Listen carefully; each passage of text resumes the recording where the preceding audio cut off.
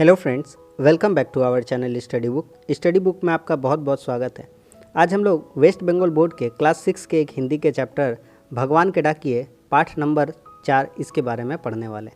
तो इस कविता को चलिए हम लोग शुरू करते हैं। इस कविता को शुरू करने से पहले हम आपको इस कविता के बारे में थोड़ी सी जानकारी दे देते हैं कि यह जो भगवान के डाकिए इसमें क्या बताया गया है, कवि क्या कहना चाहते हैं। प्रस्तुत कविता में कवि ने हमें यह बतलाया है कि आज के आधुनिक युग में संचार माध्यम द्वारा डाकिए की भूमिका निभाई जा रही है, परंतु पक्षी और बादल आज भी भगवान के डाकिए हैं। ये एक देश से दूसरे देश में भगवान का संदेश लेकर जाते हैं। पक्षी और बादल एक देश से दूसरे देश को सुगंध और जल पहुंचाने का कार्य करते हैं तथा एक देश से दूसरे देश जाकर संदेशवाहक का कार्य करते हैं और इस पृथ्वी को एक सूत्र में पिरोने का कार्य करते हैं। अब चलिए कविता को हम लोग पंक्तियों के माध्यम से समझते हैं। अब कविता के अंदर जो बातें हम बताते चलते हैं, आप उसको सुनते रहिए ध्यान से, और जो इससे संबंधित महत्वपूर्ण क्वेश्चन रहेंगे उसके बारे में भी मैं बताऊंगा। तो आप ध्यान से सुनिएगा, तो आपको क्वेश्चन आंसर याद नहीं करना पड़ेगा। मेरा द्वारा पढ़ाया गया बात अगर आप सुन लेते हैं तो उससे मात्र भी आपका क्वेश्चन आंसर याद हो सकता है। भगवान के डाकिए। इस कविता के कवि कौन है? रामधारी सिंह दिनकर जी हैं। पक्षी और बादल ये भगवान के डाकिए हैं जो एक महादेश से दूसरे महादेश को जाते हैं।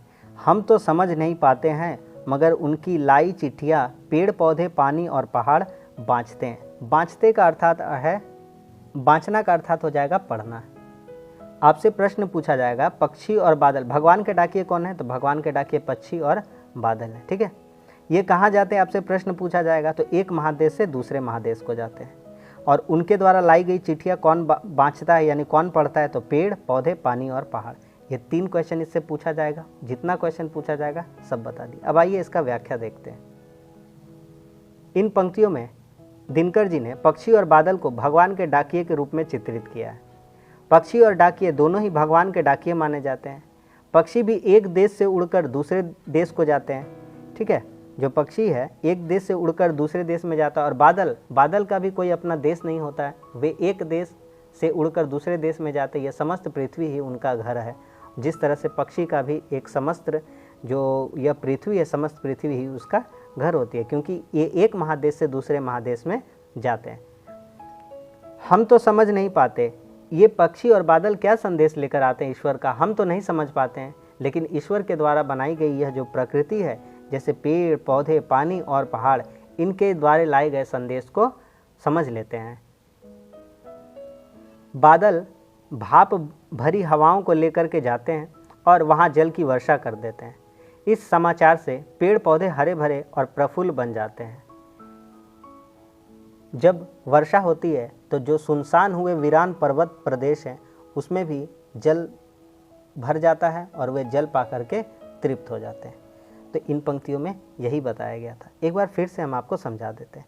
पक्षी और बादल ये भगवान के डाकिए हैं जो एक महादेश से दूसरे महादेश को जाते हैं। पक्षी और बादल को इस कविता में कवि ने भगवान के डाकिए के रूप में बताया है। ये दोनों ही एक देश से उड़कर दूसरे देश में जाते हैं। यह समस्त पृथ्वी ही उनका घर होती है। बादलों की भी कोई सीमा नहीं होती, उसी प्रकार चिड़ियों की भी कोई सीमा नहीं होती। ये भी एक प्रदेश से दूसरे प्रदेश में जाते रहते हैं।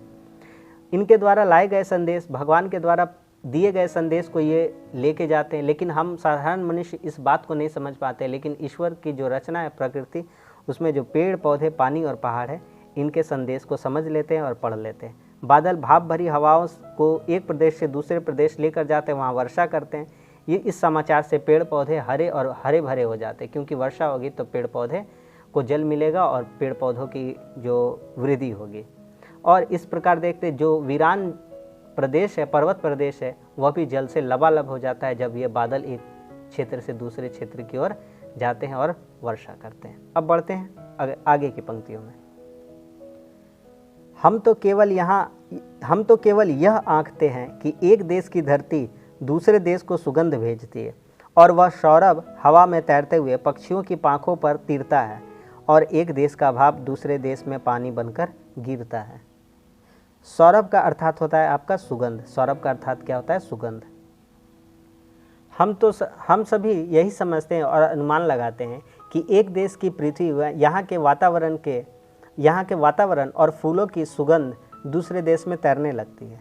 पक्षी अपने पंखों को फैलाए हुए पवन के सहारे दूसरे देशों में जाते हैं और एक देश की खुशबू को दूसरे देश में पहुंचाने का कार्य करते हैं। हम तो केवल यह आंकते हैं कि एक देश की धरती दूसरे देश को सुगंध भेजती है।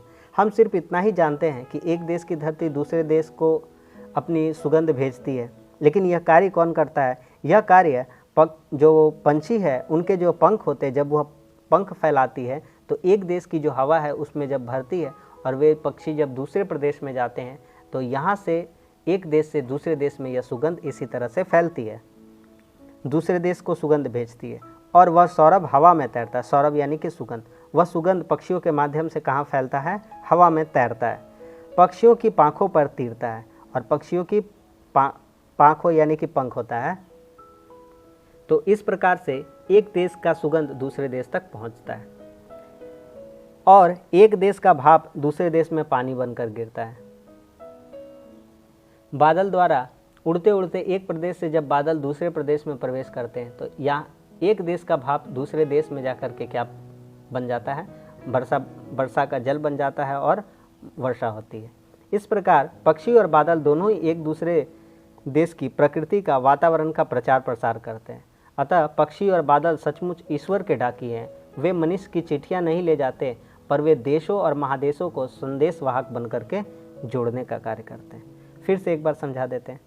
हम तो केवल यह आंकते हैं कि एक देश की धरती दूसरे देश को सुगंध भेजती है।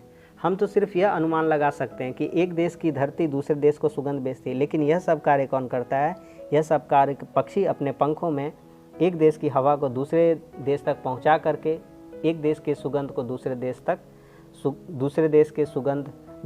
तक सुगंध पहुंचाने का कार्य करती है। इसी प्रकार बादल जो है एक देश के भाप को लेकर के दूसरे देश में ले जा करके वहाँ वर्षा करते हैं, यानी पानी बनकर गिरता है, यानी वर्षा कराते हैं। इस प्रकार जो पक्षी और बादल है दोनों ही एक देश से दूसरे देश की प्रकृति और वातावरण का प्रचार प्रसार करते हैं। अतः पक्षी और बादल जो है सचमुच ईश्वर के डाकिए। वे मनुष्य की चिट्ठियाँ नहीं ले जाते, वे भगवान की चिट्ठियाँ ले जाते हैं और एक महादेश से दूसरे महादेश को जोड़ने का कार्य करते हैं। तो बस ये छोटी सी कविता थी और बहुत ही प्यारी सी कविता थी जो रामधारी सिंह दिनकर जी के द्वारा लिखी गई थी। मैंने आपको पूरा सारांश इसका समझा दिया। अगर आपको समझ में आया हो तो वीडियो को लाइक करिए, अच्छा लगा हो तो चैनल को सब्सक्राइब करिए और कैसा लगा कमेंट्स करके ज़रूर बताइए। अपने दोस्तों के साथ साझा करिए, उनको भी शेयर करिए ताकि उनको भी यह कविता जो पढ़ने में आसानी हो और उन्हें किसी भी तरह का कोई भी क्वेश्चन आंसर हो, चाहे इस कविता को समझने में किसी भी प्रकार की कठिनाई ना हो। इससे पहले बता दें कि क्लास 6 का और भी वीडियो अपलोड करेंगे, हिंदी से संबंधित, मैथ से संबंधित, इंग्लिश से संबंधित। आप इस चैनल से ज़रूर जुड़ जाइए। चलिए अब मिलते हैं अगले क्लास में, तब तक के लिए धन्यवाद। जय हिंद।